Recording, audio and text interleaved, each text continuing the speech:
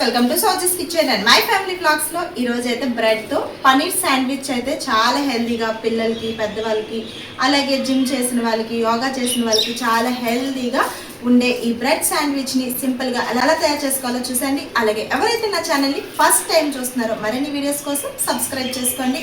పిల్లలు నార్మల్గా pizza burger అలాగే శాండ్విచ్లు అడుగుతూ ఉంటారు కదా. సో అందుకోసం అని చెప్పి నేనైతే హెల్తీగా చేయాలని ఫిక్స్ అయిపోయి ఎటువంటి స్పైసెస్ కూడా వేయకూడదు, జస్ట్ నార్మల్గా మీడియం సైజ్ ఆనియన్స్ అలాగే టమాటో కొత్తిమీరని అయితే యాడ్ చేసేసుకున్నాను. ఇందులోనే పన్నీర్ని అయితే తురుముకొని ఈ విధంగా అయితే వేసేసుకున్నాను అనమాట.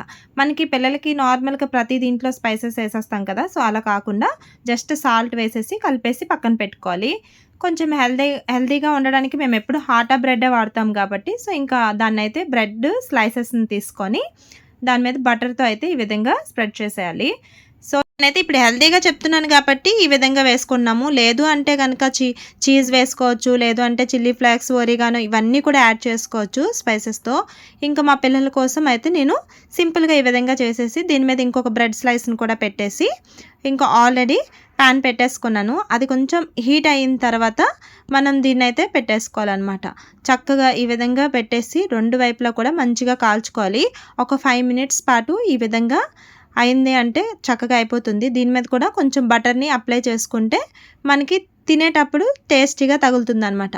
సో ఇంకా ఈ విధంగా అయిపోయిన తర్వాత సెకండ్ టర్న్ కూడా చేసేసి ఒక ప్లేట్ని తీసుకొని ఈ విధంగా అడిచిపెట్టేయాలి. సో ఇలా అడిచాము అంటే ఇంకా మనకి సూపర్ శాండ్విచ్ అనేది రెడీ అయిపోతుంది. మధ్యలో కూడా చక్కగా బాయిల్ అయిపోతుంది. ఇంకా పిల్లలకి రొటీన్గా ఉండే బ్రేక్ఫాస్టే కాకుండా అప్పుడప్పుడు ఇలాంటివి కూడా చేసి ఇచ్చాము అంటే వాళ్ళు ఇంట్రెస్ట్గా తింటూ ఉంటారనమాట. సో సింపుల్గా చాలా టేస్టీగా ఉండే పన్నీర్ శాండ్విచ్ అయితే రెడీ అయిపోయింది. ఇంకా మరిన్ని హెల్తీ రెసిపీస్ కోసం నా ఛానల్ సబ్స్క్రైబ్ చేసుకోండి, లైక్ చేసేయండి.